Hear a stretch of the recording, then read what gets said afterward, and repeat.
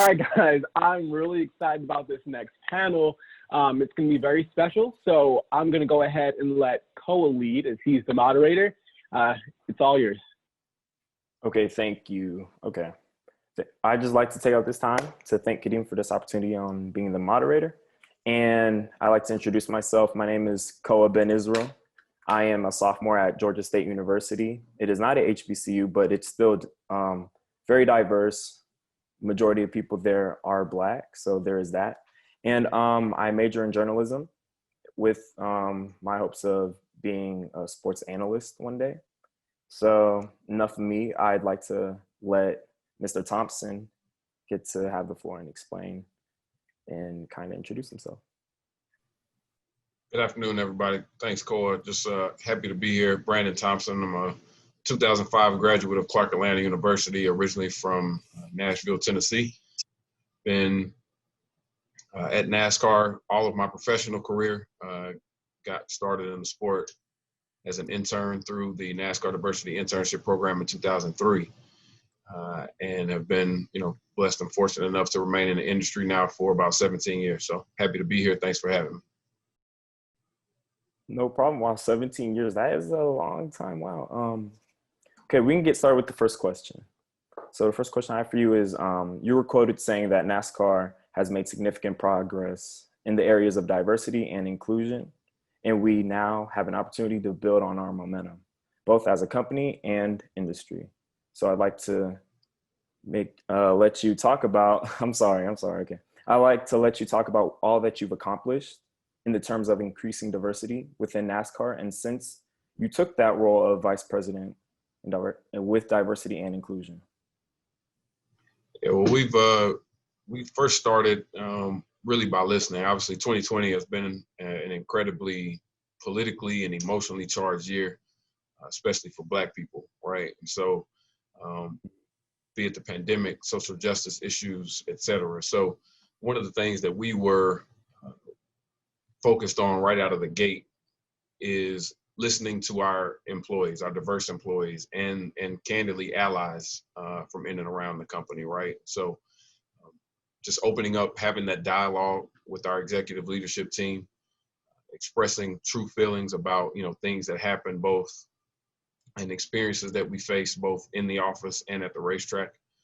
And kudos to our upper management team for really, A, being open to having those conversations, and B, really allowing those conversations to resonate and drive change. So a couple things we've done as a result of some of those conversations and as a result of that dialogue, we have launched an employee diversity council, which consists of about 30 to 35, again, diverse employees and allies, really from all walks of life, and who identify in a variety of different ways. The other thing that we've done for the first time here at NASCAR is launched employee resource groups. We just did that on August 20th, and those kickoff meetings are actually coming up right at the early part of next week. So those are a couple things that we've been up to internally. We've also been able to engage with human resources to review our hiring and recruiting practices to make sure we're casting a wider net and really capturing all the talent that we can as we go out and look to fill positions. And the other thing is updating our holiday acknowledgement calendar. I think, a lot of times we can tend to get caught up when we think about diversity and inclusion in terms of just race, but it's not just about that. It's about sexual orientation and identification. It's about differently abled persons. It's about, people who may or may not be Christian, right? And so, and again, the list sort of continues to go and grow. But those are some of the things that we're up to, and we just really decided to take an internal focus first before focusing on anything outside of our own walls. So yeah, we have to influence change across the industry, and it's certainly something that we're going to look to do and change that culture. But we thought it most important to start with changing the culture of NASCAR as an employer and as a company.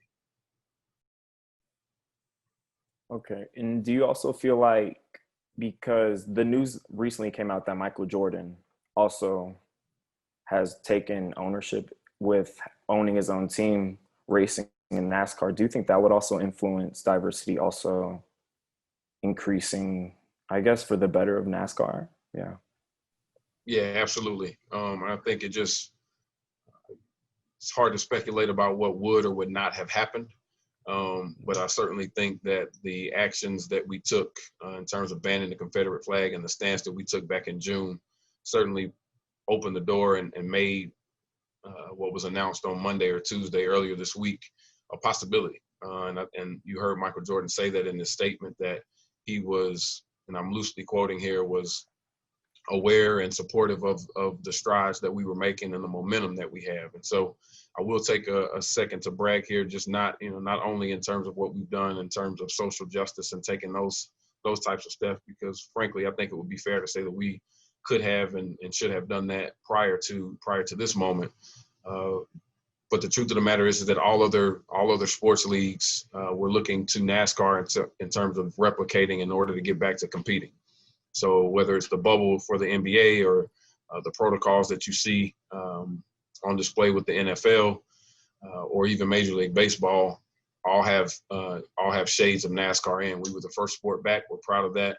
It was the first sport to be back with fans. We're proud of that. It was the first sport to be back, without fans, and we are officially back on schedule as planned pre-pandemic. So that momentum as well, I think, has our stock rising, and I think that's another thing that not just Michael Jordan but other potential owners have to be able to look forward to. That's all great news to hear about the diversity with NASCAR, and also it building up and making it more inclusive for not just for minorities, but all races combined, I guess. And also, I like to dive into your days as an intern, because the Watson Yard reported that you started your career in motorsports as an intern at Nashville Superspeedway in 2003. So what first prompted you to consider a career in sports, and what steps did you take to bring that vision into fruition? Yeah, I'll be honest, I had no plan to work in sports. When I enrolled in college, my original plan was to be a biology major and go into physical therapy. I quickly realized and understood that science wasn't really my forte, and not something that I was, the sort of the top level stuff was all right. But as we started to dig deeper into your different biologies and chemistries and all types of things, physics and that, not something I was really interested in. So changed my major to become a business administration and marketing major. Obviously, internships in that field are key. And was able to secure an internship through the NASCAR Diversity Internship Program back in 2003 and 2004 at the Nashville Superspeedway, as you mentioned. And, again, just blessed and fortunate enough for that to have turned, for it to have been a good experience and a good training ground, but B, for that to turn into a full-time opportunity. So it's certainly something I look back on those days with great fondness and good memories, because it really did lay the foundation for what I'm doing now. Mm-hmm. And like you said, that you were truly blessed to have that opportunity, because one thing that we have all learned today is that the sports industry is probably one of the hardest to gain access to. So what strategies would you, provide for everyone in this call to, obtain? And I'm sorry for cutting you off. No, go ahead. You can finish the question. I was going to say, what strategies would you recommend for anybody to obtain the same type of opportunities that you were able to? Yeah, the first, and I caught the last part of the panel prior to mine. Heard some good stuff. Don't ever be afraid to volunteer. Listen, I think we can oftentimes get caught up in securing the bag and having everything be about money. And I don't think, with where a lot of you all may be in your careers, obviously not having started them, at least not full time yet, I would take take caution against and would advise against being so caught up in doing everything for money while you're there on campus. Regardless of where it is that you go to school, if you're interested in sports, go volunteer. Talk about internships and volunteer opportunities within different sports. Take sports that aren't necessarily football and basketball related, right? Like, volunteer for tennis, volunteer for golf. I think that you'll find a lot of the same levels of experience that you can achieve with probably not as much competition in those sports that aren't considered quote unquote major sports. So that would be the first thing, being able to capitalize on any of those volunteer opportunities. Obviously, if there are opportunities to be paid during internships, whether on campus or off, certainly take advantage of those. Networking, stay in contact with the people, whether it's a mentor at your internship or your supervisor at your internship, obviously while you're there, but even probably more importantly, once you leave.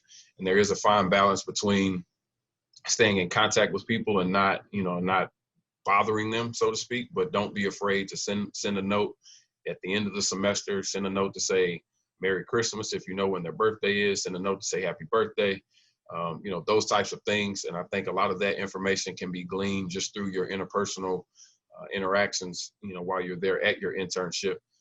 But basically make those correspondence and those opportunities for outreach very strategic. Don't always reach out when you're looking for something. Just reach out to say hello, just checking in. They provide you a couple updates. I've updated my resume. I did another internship here. Here's something. So just basically just enough to stay on someone's radar is what I would advise. And then the last thing will be, to be aggressive. And if there's something that you want to pursue, make sure that you're staying on top of your craft, reading the trades. So Sports Business Journal is a great tool to keep up with personnel moves, with trends in and around the sports industry. Just make sure you're doing all those types of things, and you should be well on your way to being successful in your career in sports. Okay, those are all very great strategies that I've been told throughout the whole day. And the one that I'd really like to focus on is the networking aspect. So how important would you say with networking and the mentorships that you could gain to kind of grab that role in the sports industry? Those things are very important and very key. Listen, sports, to your point, sports is highly competitive. A lot of people want to get into it. It's the glitz, it's the glamour.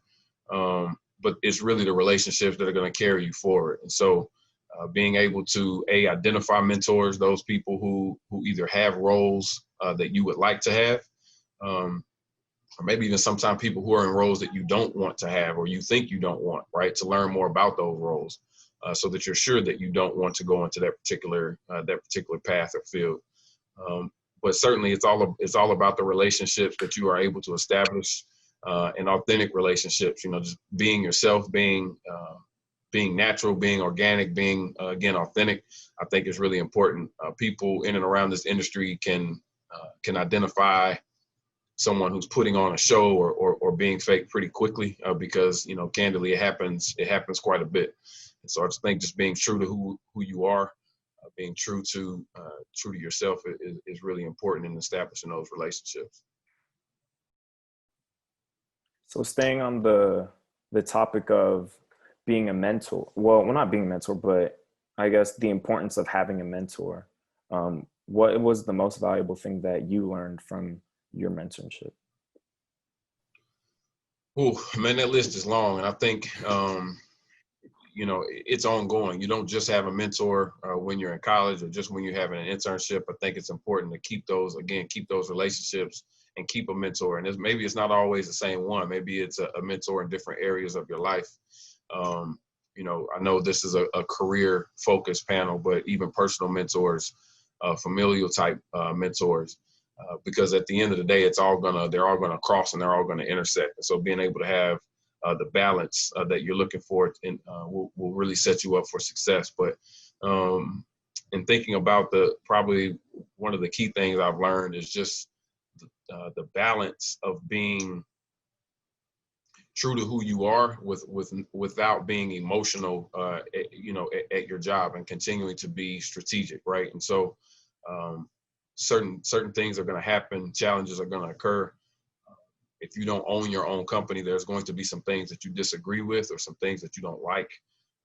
But how you express that, how you deal with that is really key. And so it's okay to have the conversations, to ask questions. It's okay to have the conversations, maybe even to express your displeasure, but it is about the professionalism in which you do that and not coming across as if it's emotional, but in more of a strategic fashion. Okay. This is all great information that we are all taking in right now. Okay, I'm sorry. I just gotta focus on what I'm talking about. Okay, you mentioned at first when you were introducing yourself that you graduated from Clark Atlanta. But you also are a proud member of Kappa Alpha Psi fraternity. So, Go to the book. so with that in mind, how important is it to you that NASCAR is creating a talent pipeline within the HBCU community? Extremely important. And as far as I'm concerned, in terms of our outreach, is something that um, that's really at the tops of priority in terms of recruitment. So we've done a lot of things uh, with a variety of HBCUs over the years. One of the things I am quick to remind people about is that NASCAR did not just find religion on the topic of diversity and inclusion on June 1st, when a lot of these statements and things like that came out and were made public. Our internship program has heavily recruited HBCU students for 20 years. That program is 20 years old. We've had college tours that date back to probably 2004, 2005. And so we're pretty familiar with the HBCU space. We should be doing more. We will do more, need to be doing more to deepen those relationships and strengthen those ties. But we've recruited for our pit crew programs at a variety of HBCUs: Norfolk State, Clark Atlanta, Virginia State University. The list sort of goes on from there. Alcorn State, I know, and just naming a few that come off the top of my head. But so again, we have those relationships, have been fostering those relationships for some time, but it is of the utmost priority. I think there's some stat, and I won't try to quote the number, but when you look at the executive ranks, so to speak, across all companies here in the country who have Black leadership in those roles, like there's some significant percentages of those that come from HBCUs. And so I personally know the way HBCUs train us for leadership, the way they train us in terms of our professionalism, in terms of the way they train us about being proud of ourselves, but also balancing that with being professional. So of the utmost priority that we fill the pipeline with HBCU students. And to follow up with that last question that I just asked, so what specific work has NASCAR done to ensure that young professionals of color consistently will continue to have access to internships and full-time employment opportunities within their organization? Yeah, so I mentioned the internship program. Again, that's been around for 20 years, so that's created quite a significant pipeline and entry point for HBCU students. But again, our work is not finished in that space, and so we need to continue to do that, continue to increase that pipeline of folks that are coming in from HBCUs. Again, we know HBCUs work. We see that across companies throughout the country. Excuse me. So things that we will be doing, we've supported in the past UNCF with scholarships and things of that nature. But again, when we talk about the internal workings and making sure that our internal house is in order, we have, as I mentioned, really gone back to HR and really started to review and make sure that we're casting a wider net and making sure that that wider net, so to speak, and that network of HBCU students and just minority students, period, whether HBCU or not for that matter, is cast, and that there are touch points across the entire landscape and industry and across our entire organization. Okay, that's great. That's great news to see what NASCAR has been doing for almost 20 years now. That's wow, that's great information. Okay, this is the last question. And after this question, anyone that has questions for Mr. Thompson, you guys can just drop it in the chat right there below.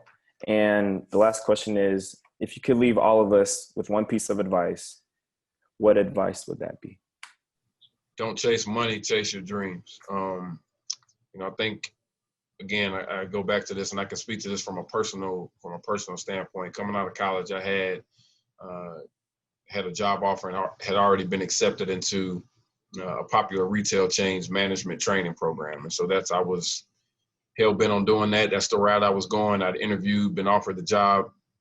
The money was pretty attractive when NASCAR came and decided that they wanted to interview me. flew down for the interview, ultimately got the job and was on the fence about which way to go. And a lot of that did have to do with the financial implications. But conversation with my uncle basically went something like this. It was, do you think that you can work for this retail chain and then go back to NASCAR if that doesn't work? Or do you think that if NASCAR doesn't work, you stand a better chance of going back to the retail chain? So the answer for that was simple. To your point earlier, Cole, work, a job in sports, they're kind of a dime a dozen. They're not easy to get. So, and it took a while to get back to that starting salary, and I took quite a financial haircut as it relates to my salary, coming to work in sports. But when you're passionate about stuff and passionate about the work that you do, most of the time you're going to work harder at that. And what that usually translates into is that the money part will take care of itself. So if there's something that anyone out there is doing, I would just encourage you to let the money take a back seat to what it is that you really want to do, and then go after that. And most of the time the money will follow that. That is very great insight. Wow. That is great insight. Okay. Our first question comes from Benjamin Green Jr. and he asks, as a Black man, internally, how do you feel with the positive steps NASCAR has took to actively engage with the Black community? And how much of an increase of the Black community has NASCAR seen? Yeah, well, obviously, I feel great about the steps that we've taken.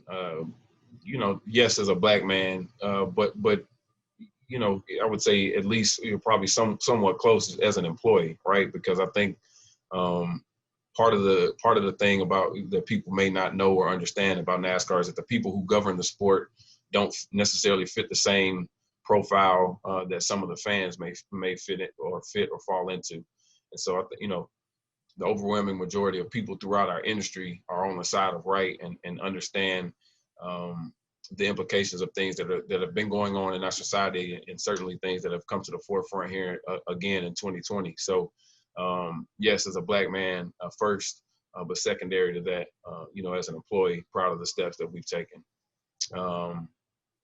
Remind me of the second part of the question. I apologize. No, you're fine. The second part was, and how much of an increase of the Black community has NASCAR seen? Yeah, so tough to quantify that without without having fans at full capacity at any of our venues. We can speak to sort of the TV metrics, and we know that since June, both our Latinx and Black TV viewership has gone up a few percentage points, in some cases even doubled. So we do see the fruits of that coming to fruition, and we're really excited about at some point next year, as soon as possible, being able to have fans back at the track. And I think that will be the telltale sign about exactly where we stand. The next question is from Kadeem. His question is, what lessons did you learn as an HBCU student that you were able to apply to your career? Being thick-skinned, man. Whether it was the ribbon sessions in the calf or on the stoop outside of Brawley Hall, or even just candidly dealing with, just having to grow up and deal with things like financial aid office and, getting your transcripts and dealing with the variety of personalities, that come along with that. So, the ability and understanding the importance of documentation and interpersonal relationships. So all of those things I credit, to my time at an HBCU. And I can speak specifically to the fact that I know I had counterparts who went to majority institutions who didn't have that same level of resolve, who didn't have that same level of maturity, personal maturity, professional maturity, as it related to their jobs. They weren't able to handle certain situations in the same way. They would literally crumble under pressure. And so I think all of those things are lessons that are unique to being at an HBCU. And I think probably more important even than that is just the understanding of who you are and a pride in your Blackness and a pride in our culture, and the fact that we don't have to shrink. We have nothing to be ashamed of. We don't have anything to hang our heads about. And being proud of that and being able to walk in that when you walk into a room, knowing that you're not less than, knowing that you're, at least equal to, if not greater than, the other people who are in the room. because of your education, because of the experiences that came along with going to an HBCU, but also just because of our general lineage and heritage and where we come from. So I attribute all that to my time at Clark Atlanta and HBCUs. Amen. Wow. Okay. Next question is by Kadeem, and his question is similarly, as a member of a Black fraternity, you're taught a number of principles. Is there anything that you picked up either during the process of becoming a Kappa man or after crossing that you applied to your career today? And then his second part is, since stepping into your role as VP, how many opportunities and initiatives have you been able to create for HBCU students? So for the fraternity part of the question first, yeah, absolutely. The principles of really all of the Divine Nine organizations, right, are steeped in stick-to-itness, as our forever president Barack Obama would say. Steeped in resolve, steeped in courage, steeped in morals and values, right? And so all of those things, in life in general, what we were taught during our process was that, your process is a microcosm of life. And so there's ups, there's downs, there's trials, there's tribulations, there's joys, there's, all of these things, there's camaraderie, there's problem solving, there's all of these things that you have to employ, all of these skills that you have to employ and navigate throughout your process. And so because it is a microcosm of life, whether at home, whether at your job or wherever else, a lot of those principles certainly come to be. Certainly, the Noops are very proud of the things that we've achieved and strive to achieve in every field of human endeavor. So that's obviously been something that I keep very close as I go throughout my career. As it relates to the roles or opportunities that we have created for HBCU students, certainly a personal network of HBCU graduates, that I have and have offered opportunities to those folks. And, candidly, those didn't just come along with my role as VP. I've always felt an obligation to make sure that, yes, HBCU students, but again, any applicants, worthy applicants who look like us have opportunities in this space and in this sport. So whether that was, going back to my early years of managing interns in like 2006 or 7, we had students from Virginia State or Howard. I've had a couple of Howard interns throughout the years. So we actually just coming out of my last gig, we hired a Virginia State graduate to be on our team. So those things are constant. We have 2 HBCU graduates on my current staff. So certainly, again, something that's top of mind for us, and something that we have to endeavor to do more of, and not be content with where we are. We got to keep pushing and keep shaking the table. Yes, sir. Okay. And this question comes from, I think it's Anae Goodwin. I'm sorry if I messed your name up, but her question is, how did you make the career shift into DEI, and what recommendations do you have for those wanting to make a career change into DEI with no prior experience? Yeah, I had some experience back in 2000, what would that be, 2008 to 2010, and working in, at the time, which was called Diversity Affairs. I also worked for what's now called Rev Racing, formerly Revolution Racing, which is a Black-owned race team, which housed and operated NASCAR's Drive for Diversity program. So specifically as it relates to NASCAR, I did have some experience with this area. In terms of people looking to transition, I would just say, I know there are certain certifications and things like that you can do, but again, I would just attribute it to, if that's an area that you want to pursue, study up. There's a lot of free workshops that are on websites such as diversity.com, or Gartner, I know has several online resources. And I mean, there's a variety. If you Google, diversity and inclusion webinars, I mean, these things are very prevalent. So I would say just study up. I think a lot of it is you know, there's some controversy, I would say, or differences of opinion about, minorities being placed in these roles.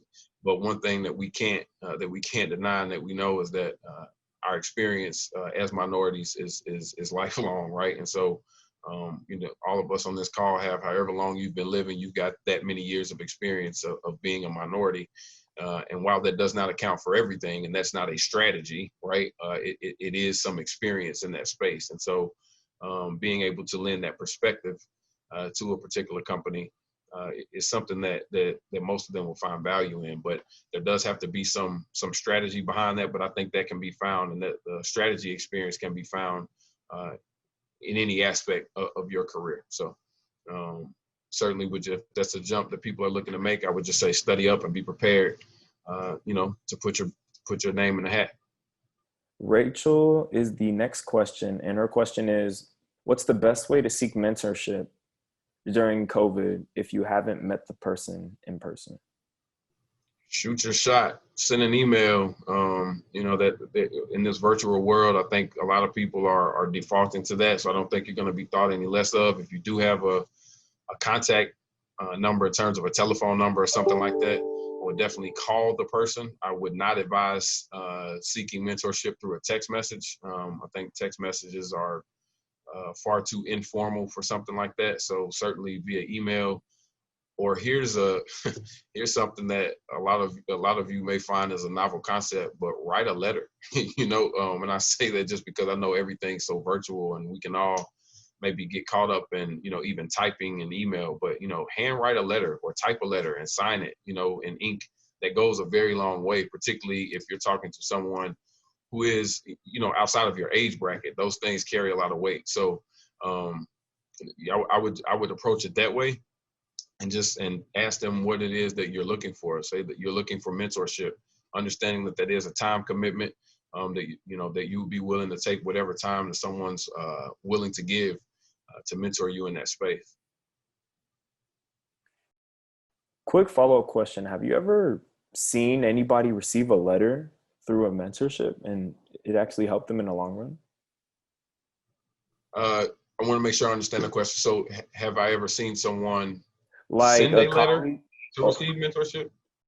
Like as a colleague or anybody, like have you ever heard of anyone receiving a letter and it actually helped the person in the internship actually gain that connection and get the job? Oh, absolutely. Handwritten notes and letters carry a lot of weight. It shows and illustrates time and thoughtfulness. And so, yeah, whether it's and that's not just with mentorship. If you would like to send a thank you letter to someone, sending a thank you email is fine. Sending a thank you email is great. I would encourage that. But to either follow that up with, or just don't send an email and send a letter, something I would definitely encourage. I have in front of me, I'm sitting here looking on my cork board behind my computer screen, a variety of handwritten letters, both whether congratulatory or thank you type notes, and I keep them. That means a lot, and I try to reciprocate that with anything that I do as well. Handwritten notes go a long way, regardless of what it is that you're looking for, what purpose they serve. I definitely learned something new today. I know I need to buy some letters. Okay, next question is from Leslie Crocker. And it says, "Hi, Brandon. I want to first say thank you for all of the support, guidance, and mentorship that you have provided to our sports management students in the Virginia State University Department of Health, Physical Education, and Recreation over the years. My question for you is, what impact do you see women having on the sport?" Hey, Leslie. I would say a tremendous impact. So when you look across our company in particular, Lisa France Kennedy is at the helm of our board and at the helm of our company. She's managed, or in the past managed, our sister company, International Speedway Corporation. My boss, our CMO, Jill Gregory, is in place and has played a huge factor in the industry, during her time and her tenure. And just, there's a countless list of women and the ways that they've contributed. I think diversity in terms of their representation in terms of women and men is something I found the more or the further I get in my career is extremely important. I think men and women approach situations differently, and I think that's good, right? It's something that we laugh and joke about maybe in the context of personal relationships or romantic relationships or whatever the case is, but and there's some truth, in those jokes that's woven within. But I think it's vital that you have a variety of different ways to approach situations at the table. And so I know NASCAR has benefited greatly from that. And I think other organizations certainly have as well. And so the impact that women have had on the NASCAR industry, not just in recent times, but candidly going all the way back. There was a lot of, we hear about some of these, whether it's your Richard Pettys or your Dale Earnhardts and some of these other folks, but when you talk to them, a lot of times what you'll find out and glean is that it was actually the women, whether it was their wives or their mothers or whoever it was, that were actually running and managing those teams. So, keeping up with payroll and those types of things that the men, frankly, either had no desire to do or did not have the skill set to do. So the impact that women have had on the NASCAR industry is immense. Okay. I have a question from Uche Whitethorpe, and his question is, what is a quote or statement that you carry today that keeps you motivated and driven? That's a good question. I don't know that there's any one. I'm a huge music fan, like all different types and kinds of music. So, often I'll find a quote, whether from a rap lyric. I love listening to Rick Ross. One of my songs that I've been spinning a lot lately is Free Enterprise with Rick Ross and John Legend. And actually, it's before the song even starts. Rick Ross says, God is great first and foremost. And so, things like that tend to stick out to me. But so I don't know if there's any one thing, but I find quotes. I'm looking at a quote right now on my desk that says, make sure your worst enemy doesn't live between your own two ears, which is something else that I find a lot of value in, right? So get out of your, similar to saying, get out of your own way. So again, I don't know if there's any one, but I do draw a lot of inspiration from quotes, whether from music or from, things that I read. And the like. I love a lot of James Baldwin quotes as well. Probably my favorite one from him is, to be Black and relatively conscious in this country is to be in a constant state of rage, right? So I think that really speaks to the times that we're in right now. Okay, and I think our last question here is from Carmen Robinson. And her question is, are there opportunities to volunteer / contribute to NASCAR? Or I think she meant for those, yeah. Okay, are there opportunities to volunteer / contribute to NASCAR for those who are already out of college? And Brandon has also been helpful to me, so thank you as well. Hey, Carmen, how are you? Yeah, there's certainly opportunities. Look, I think volunteer opportunities, once you're out of college, do get a little bit more sticky just because there's a lot more liability and things that go along with that. But I would encourage, whether you, Carmen, or someone else who may be interested in those types of things, just to reach out and find out. Usually these things are on a track-to-track basis. That's during race weekends is the time that most volunteer opportunities become available. Excuse me. And some of those opportunities are actually even paid, depending on what it is and where it is. So yes, certainly those things are important, and absolutely, Carmen, happy to help and glad you joined the panel today. Okay, well, I think those are the last of the questions. I'd like to thank you and Kadeem as well for letting me be the moderator, and specifically you for giving us all that insight. And Kadeem's been saying, dropping them little gems, getting that insight, us, soaking in all that good information from someone as accomplished as you. And I'm sorry that I was a little bit nervous, I'm not gonna lie, just a tad bit. But honestly, this opportunity, because this is a one-on-one, so it was different than everyone else. Like they got to get all the different little 3-4 different people. This was just one-on-one, and it's very humbling. This was great, honestly. I'm kind of speechless right now, but thank you.